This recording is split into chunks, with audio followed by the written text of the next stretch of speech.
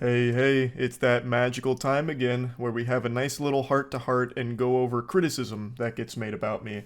I've said this for a long time, but I think it's extremely important for people to be open to criticism and reading it, learning from it, and just being like a little sponge, taking it all in. I just feel it's an important part of development as a human being. Locking yourself in a bubble, just trapped in an echo chamber, I just think is bad. There's no real benefit to just only seeing meat slobbery other than just your own ego. So I always try and at least see what people who don't like me are saying and like what all the criticism is. It's something I do every couple of years. I make a video on this subject, and I feel like it's crucial to becoming a stronger man, puts some more hair on my chest and chisels out my jawline a bit further.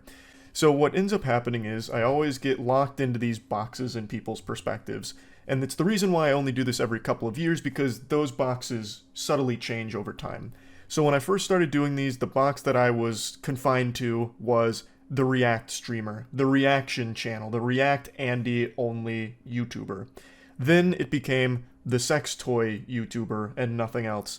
And now the current anime arc that everyone says for me is that I'm the drama streamer slash YouTuber. Though that drama title also existed back then as well, but more as like the side character, side quest personality trait. Now it's become like the defining one in a lot of people's eyes, which I personally find to be a peculiar turn of events because drama used to be far more prevalent in my content and on my streams a few years ago than it is now. I used to be the instigator, the fucking catalyst in a lot of drama back then. I would be bringing poop to a piss fight pretty often. Nowadays, I'm usually going over wackier stories, but I do still, of course, cover quite a bit of drama. I've always had a fascination with it all the way back in 2016, so it's always been a pretty core part of things I cover. But it is odd to see that that's now like the main label people give to me. But anyway, let's go ahead and start diving into these things a bit further. So if you're ever trying to feel bad about yourself, go on Reddit or Twitter. It's the most effective way of immediately feeling pretty shitty. So in the land of the narwhal baconing at midnight, there is no traction on any posts about me unless it's shitting on me, making things up about me, or just generally insulting me for a variety of things. So those are the posts that float to the top and I see. So I've got kind of like the main bullet points for most of these posts, and I want to address them. Last time I did this kind of video, I did pull up some of the Reddit posts, but people accused me of trying to lead a hate brigade against the people that didn't like me, which of course I've never done ever, so I don't know why that accusation got tossed out, but I'm not trying to roll around here in the mud and give any kind of bad impression on what this video is supposed to be about, so I'm just going to give you the main points that get tossed around here. And by far the biggest one is always my content used to be so full of passion and was generally better back before I showed my face. This is also criticism that has existed for about a decade now. Well, less than that, about 8 years now. And it's always a very big head scratcher for me because they used to say I put far more effort into my videos before the face reveal.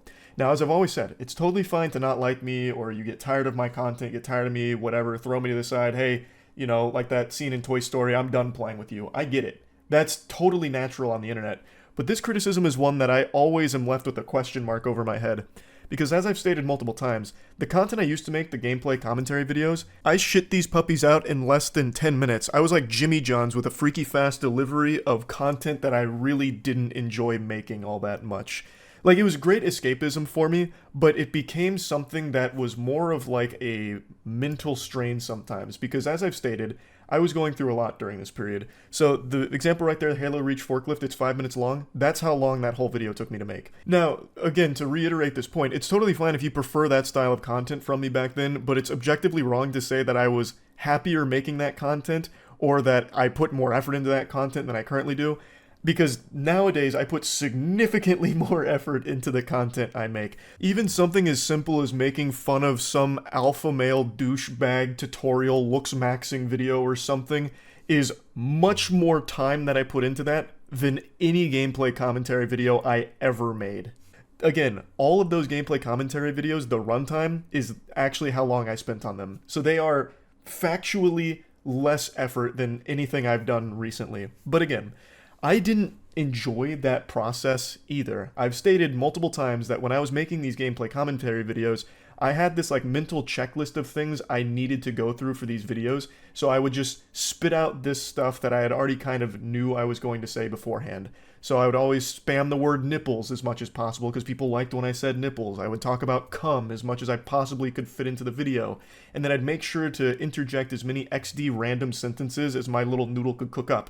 So in that Halo Reach video, the quote that everyone really loved was, "Well, rub my nipples with sandpaper and beat my wiener with nitroglycerin. Somehow that bitch got me." And that's just randomness out the wazoo. Like, I'm basically holding up a spork while saying that.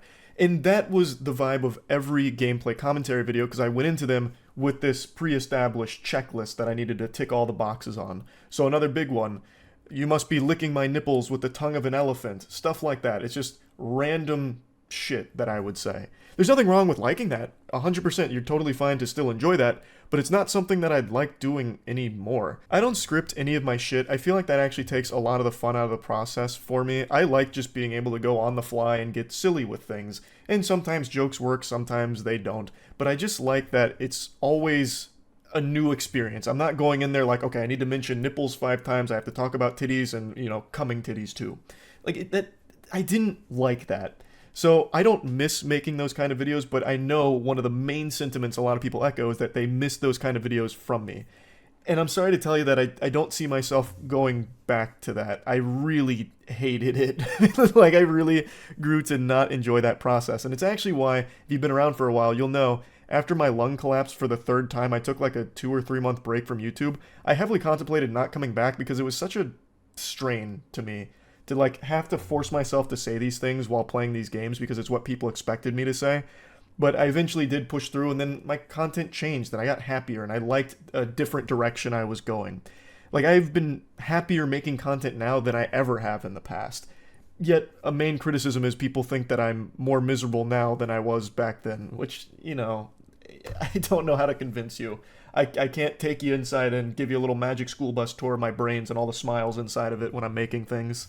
Now, the next major thing that people are often criticizing me for is abandoning React content, which is crazy because when I last made this video, people were attacking me for making React content, and now people are really nostalgic for it. The biggest post right now criticizing me is about how dog shit my streams are because I don't do React content anymore, and all the 100 or so comments are agreeing with them that, yeah, my only talent was reacting to videos, it was the only thing I was good at, now that that's gone, they had to unsub this and that. And I don't really understand why you're still in the subreddit if you've unsubbed and hate me. I don't really get the point of that, but I'm not your dad, you can spend your time however you want. But basically saying that now that the React content's gone, the streams suck. And then in other posts in the past, there was a lot of comments on posts like these saying that, yeah, now all he does is pump out low-effort slop, which I think is an ironic thing to say on posts missing my React content, because even when I was doing React content, I was very open about how low effort that was. There is nothing more low effort than React content, period.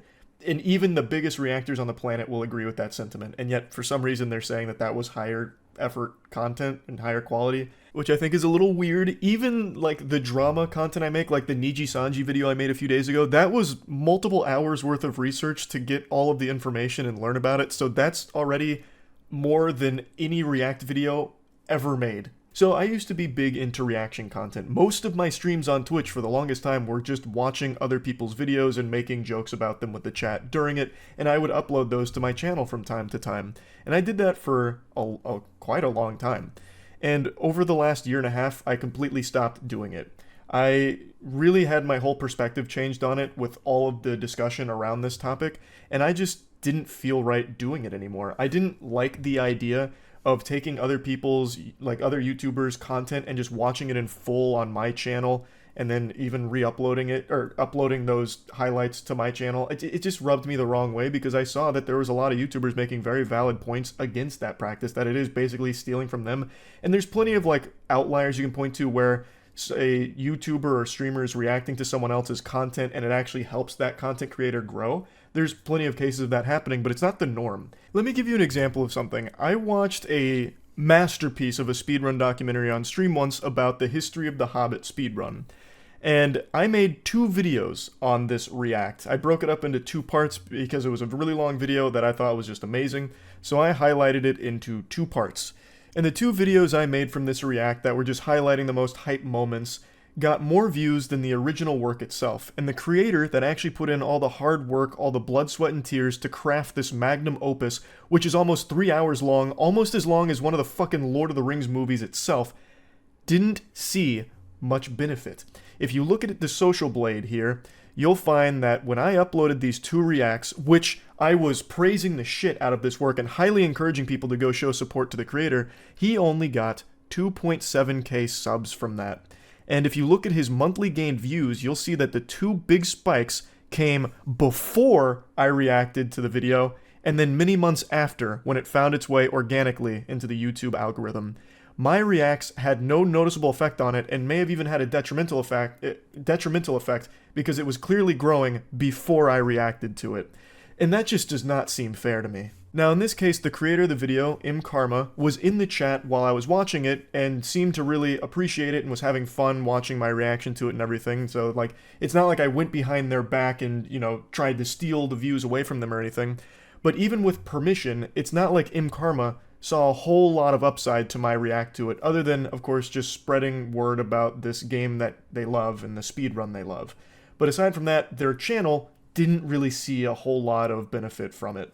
And even still, it's just not really a fair transaction either. 90 to 95% of smaller content creators that have their work reacted to probably won't see any kind of benefit at all for it.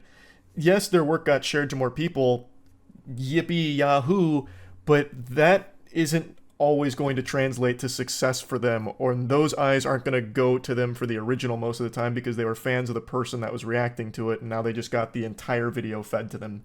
So there's just plenty of arguments against it where you're just taking other people's hard work and you yourself are gaining from it, and the person who actually made that doesn't see as much of a return. So I stopped doing React content because I never want to have a negative effect on the YouTube ecosystem, period. So I'm not going to be going back to doing that. The only thing I react to now are trailers and news broadcasts, or occasionally if there's like some kind of big story that has a video associated with it, I'll watch pieces of it. But now when I'm talking about a video on stream, like for example something about Chicken's video following the kick predator and exposing all of that, I watched it beforehand, so I was knowledgeable on the topic, knowledgeable about the video, and I talked about the video on stream as opposed to just watching it on stream. And I just feel like that's better for discussion as well, because then you already have all of the information and you can have a deeper discussion on everything to begin with. So even though people found that to be great content, it's not content that I was proud of, and it's not content that I'm missing doing by any means. But people are saying that the streams have really had a downward decline in quality because of the absence of reacting. And it sucks to hear that. Like, that doesn't feel good, because I still really enjoy streaming. I don't do it as much now, but when I do it, I have a great time with it. And I really don't think the format of my streams have changed at all. I even went back to like the golden age of Moist Critical streams where I was a React Andy, really fucking popping off. And it's still exactly the same format where I'm shooting the shit with chat most of the time, but instead of like watching another YouTuber's video on stream for a couple hours, I go through a variety of different stories that the chat is teaching me about, reading about them, learning about them in real time, or discussing a YouTuber's video that I've already watched in detail and encouraging people to watch the original. Like, it's still the same thing. The only thing that's different is I'm not watching that video and just taking the person's work and putting it on my stuff. So I don't think it's changed that much.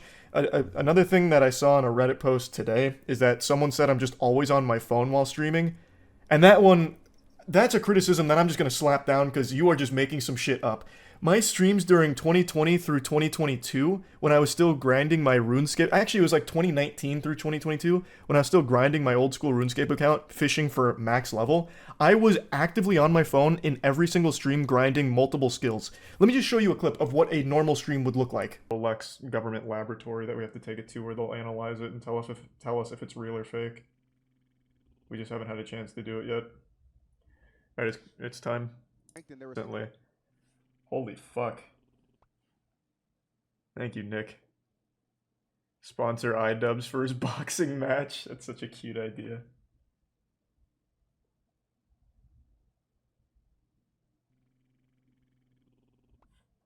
Riveting stuff. I would do this for pretty much every stream during these grind sessions, where I was more preoccupied with maxing my RuneScape account, so I had my head buried in my phone, deeper than an ostrich buries its head in the sand during mating season, and I would just sit there fucking grinding, and then I'd throw on a YouTube video, I'd still just be like grinding on my phone, I'd miss some things from the video sometimes, so I'd have to rewind it. My head was in my phone so much more during that period than it ever has been since, and I don't know where this criticism came from, because I am barely on my phone now. The only time I go on my phone is if there's an occasional text message that I forgot to respond to, or if someone messaged me about something important. I'm barely on my phone, so I don't know where that critique is coming from. That one is just wrong. I'm going to tell you you're wrong for that one. Now, I feel like I need to keep reiterating this here because maybe I'm starting to sound like combative or something, and that is just not what I'm aiming to do here at all.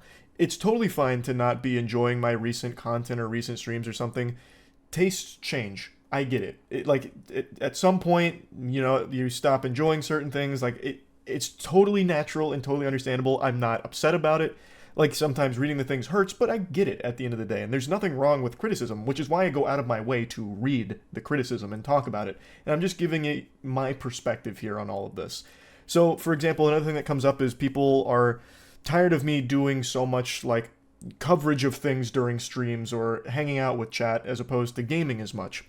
Now, I do think I haven't done as much gaming as I used to, because I used to do more, like, long-term shitty gaming, like where I'd play a shitty game for longer than I currently do. Nowadays, when I do a bad game night, I'll usually just play like half of a game, or sometimes not even half of a game, whereas back then, I used to just fucking full steam ahead finish those games that I wasn't interested in, force myself to. And I just felt like that didn't make for good content. So a game I didn't like that I was forcing myself to finish, I thought would probably be a big turnoff for a lot of viewers, like they weren't enjoying it. So I stopped doing that over the last year, where if there is a game that I either lost interest in or just didn't feel like finishing, I wouldn't force myself to. Though the consequence of that became even games that I liked playing, such as Armored Core 6, I never finished on stream. I started playing games more off-stream last year and even into this year than I ever did in the past. I talked about this years ago, but I completely stopped playing games on my own because I just elected to do them on stream with others. I went back to playing games on my own, like Alan Wake 2, and people didn't like that. So I started Alan Wake 2 on stream, the stream crashed, and then I ended up getting COVID, so I watched Alan Wake 2 on my own, and then when I got better from COVID, I played it on my own. I didn't stream it. Same with Spider-Man 2, played it on my own. So I do admit there was a lot of games I didn't play on stream to completion that I would have liked to, and I do understand that people probably want more of like completing games, so I've been doing that in 2024. I completed Suicide Squad on stream. If that doesn't showcase my perseverance and resilience, I don't know what does. I have been doing a lot more gaming in 2024 than in 2023, and I am finishing the games again, because I know people like to experience it with others as well, so I'm going to work on doing more of that again. But that's a totally fair criticism, that I haven't been gaming as much. On stream, that is. So I've been making sure to get back into the swing of doing most of my gaming while being live on stream. So you can expect more of that. And definitely more bad game nights, because those are always super fun. There's just been like a flood of games coming out, and a lot of them have been bad recently, so I've been getting pseudo-bad game nights recently too. But anyway, I think that is something that I need to actively work on and have been. So now let's go into another criticism I see a lot of. When I'm streaming, I'm always reading the chat, so I'm always talking with people in chat, unless I'm playing a game, then I'm usually focused on the game and not interacting as much. But for the most part, I'm shooting the shit, so I'm seeing a lot of things. And it's Twitch chat and YouTube chat, so you're going to see some profoundly stupid statements. And oftentimes, I joke about those things. It's never really coming from a place of malice, unless of course the statement I see and call out is like a blatantly awful one or racist or something really terrible. Then I will get mean, because that deserves to be slapped down. That is some bad shit, and I will call that out from time to time. But when it's just something like weird or a bit odd, I'll joke back with the person, and I feel like a lot of times people are thinking that I'm being nasty to them, when that's not really what I'm trying to do. And maybe that's on me, maybe it's my fault for not making it clear enough, but when someone says something like, "Hey asshole, when are you gonna play Helldivers 2? You promised you'd play it," and I'm literally playing it in the stream that they post that message in, I'll usually say something back like, "When are you going to open your eyes?" or something. Like, I'll joke to them about it, but I'm not trying to be like nasty about it or anything. I'm just saying something silly back. Like, it's not trying to make an argument with the person out of it. And I feel like that might just get misconstrued somewhere along the way with viewers watching. So that's something I probably need to be more mindful of, I guess, because I'm never trying to make it like aggressive as a response. Or especially when we get into our heated alien debates where we start fucking talking about warp drives and I start getting real animated about warp drives and fucking the wow signal. I'm never trying to be mean to people talking about it. I am just getting passionate and silly with them. And I guess that's just getting lost in translation somewhere along the way. So it's something that maybe I need to recognize more of, because people seem to think that I'm being mean to viewers, or I'm just a really grumpy old man. Another thing I see pop up a lot is how lazy I've become, where I post stream highlights now more often than I used to, which again I think is factually wrong, because if you remember the old React Charlie era, almost every video I'd post every day was a React video from stream the previous night. Like, I'd be posting 2 or 3 sometimes in a day that were all just stream highlight React moments. Now, I do still post stream highlights, of course, especially when it comes to like gaming related stuff. And sometimes I'll use some stream highlights in content. Like, for example, the situation with the cop and the falling acorn yesterday. I spliced in like a minute's worth of stream highlights, and that was a topic I learned about on stream and talked about further in that video. And I do still post like entire videos that are composed of stream highlights if I thought the topic was really interesting or if something was going on. But I do significantly less of that now than I used to, and it's really not even close. I feel like most people don't remember how much my content was just stream reposts a couple years ago. I really feel like I do more variety of content now than ever before, and I certainly put in significantly more effort to my content than ever before. It's just that big stuff, the really passionate, really expensive, and really like hands-on, lot of work content is not the content that gets the most views. Like the MWL, our Moist Wrestling League, that takes months worth of planning, it's very expensive, and the views on that is significantly less than pretty much anything else I make. Which isn't the biggest deal to us because it's fun. I love doing it, so I have no plans on stopping it anytime soon, but a lot of people aren't seeing it, thus they're not getting exposed to this wide variety of content I produce.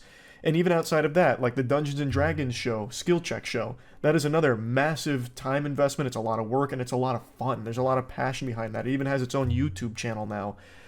Music videos, again, another thing that I'm super passionate about, have been for a long time, but again, the views on that, much lower than anything else, so most people aren't seeing it. And even just like simple one-off videos like learning to dance, like where we brought out a dance instructor and we spent a few hours trying to master shuffling, which is something I've wanted to do for a long time, not super popular. So a lot of these things, this wide variety of content that I produce, isn't the ones that are popping off. So people aren't seeing it, thus they keep thinking that I'm only doing either stream highlights or drama because that's all they're being exposed to, or that's all they're choosing to click on. Which isn't, again, it's not the biggest deal in the world, but yes, it does make me a little upset that people are saying that I'm only this one type of content creator, when really, I'm really proud about the wide variety of things that I make, because I love doing that. Like, I have 2 comic book series, Godslap and Plague Seeker. Godslap might be getting a theatrical feature film within the next couple years. I can't blow the lid off that too big here, but just been cooking up so many massive projects. There's another huge project that I'm going to be revealing to all of you pretty soon that I'm super excited about. Like, there's just, I really feel like this wide variety of content I produce is, it makes it so nothing's ever just like a one track on this channel, where it's not just like one type of thing. It's not just always gaming. It's not just always news. It's not just always drama. Like, you never really know what to expect. And I think that makes it really fun. I love doing that. Just constantly keeping things fresh, like tier lists, really weird one-off things where we're trying olive oil ice cream, which is a downright scam. Just all kinds of different shit. So it does hurt when people say, like, Charlie's only a drama content creator, or a couple years ago, all Charlie does is play with sex toys for videos or whatever. It doesn't feel good. Like, I'm not going to pretend. Like, yeah, I wish more people knew about the large variety of things I do, so I wouldn't just get like a label slapped on me for something like that, but I get it. Like, I can't be mad about it or anything. Like, I do understand. So it's not like a incorrect criticism or something. Again, this whole video is just talking about these things from my perspective on all of it. And just listening to all the feedback and taking it in, thinking about it. I think it's very important for anybody, really. So yeah, I think this is all of the main criticisms that I've seen. I don't think there's anything I missed. But yeah, anyway, that's about it. So yeah.